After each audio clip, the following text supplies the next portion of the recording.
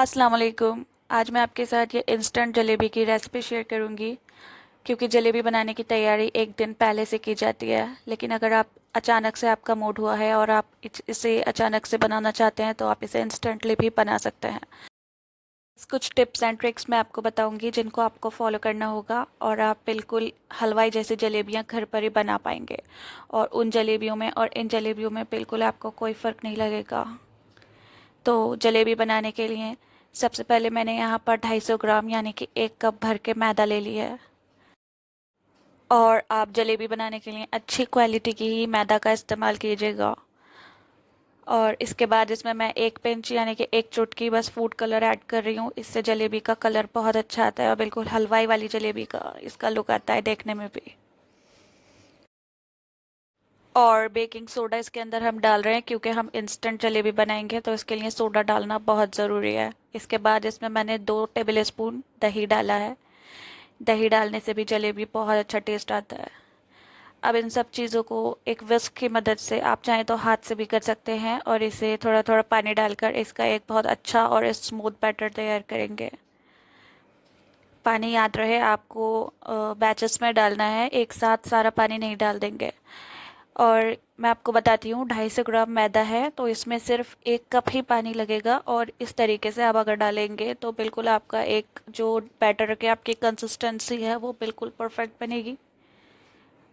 और अगर आप 500 ग्राम मैदा का आप जलेबी बना रहे हैं तो आप उसके अंदर 2 कप पानी लीजिएगा। इस तरीके से मेजरमेंट करेंगे तो आपकी कंसिस्टेंसी जो है वो बिल्कुल परफेक्ट बनेगी जलेबी की।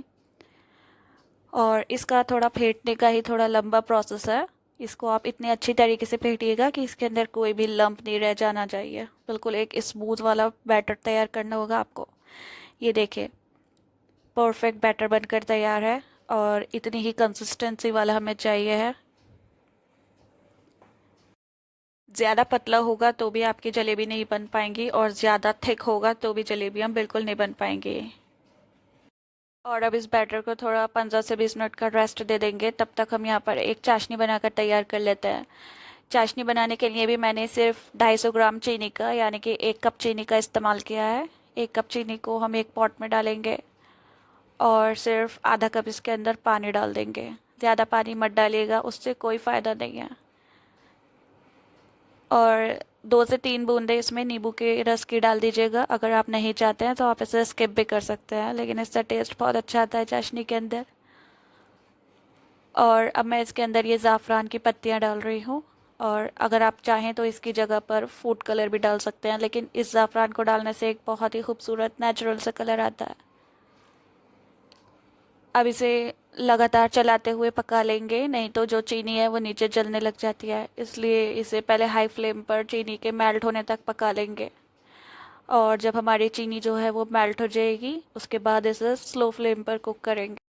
सिर्फ 7 से 8 मिनट के लिए इसे स्लो फ्लेम पर पका लेंगे और हमारी एक तार की चाशनी बनकर आराम से तैयार हो जाएगी। जलेबियों के लिए सिर्फ एक तार की चाशनी चाहिए होती है, बहुत ज़्यादा गाढ़ी चाशनी इसके लिए नहीं चाहिए होती है। तो आप इसे सिर्फ 7 से 8 मिनट के लिए ही पकाइएगा।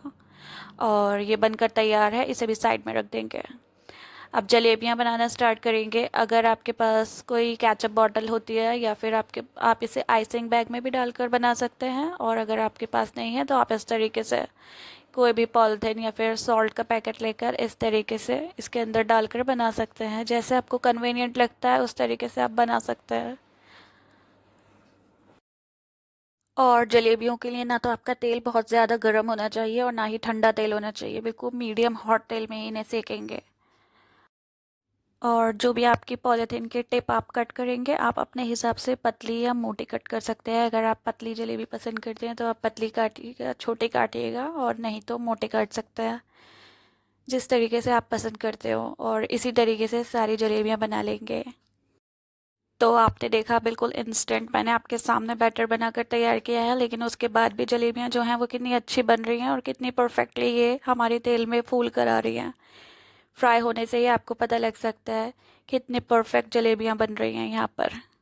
तो इसीलिए आप अगर मेरे बताए हुए टिप्स और ट्रिक्स को फॉलो करके बनाते हैं तो आप बिल्कुल परफेक्ट हलवाई स्टाइल जलेबियाँ घर पर ही बना पाएंगे। और 3 से 4 मिनट के बाद इसे पलट देंगे और दोनों तरफ से ही आराम से इसे पलट पलट कर सेकते रहेंगे। अगर आप ज़्यादा क्रिस्पी जलेबियाँ खाना पसंद करते हैं तो आप इसे और देर तक भी फ्राई कर सकते हैं।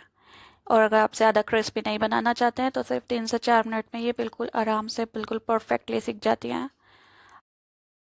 और जिस टाइम पर आपकी जलेबियाँ फ्राई हो गई हों तो आपको चाशनी को इतना तैयार रखना है, मतलब ये सिर्फ गुनगुनी होनी चाहिए, ना तो ये बहुत ज़्यादा गर्म होनी चाहिए, ना ये बिल्कुल ठंडी होनी चाहिए, क्योंकि जलेबियों को हम इंस्टेंटली इस चाशनी के अंदर डिप करेंगे।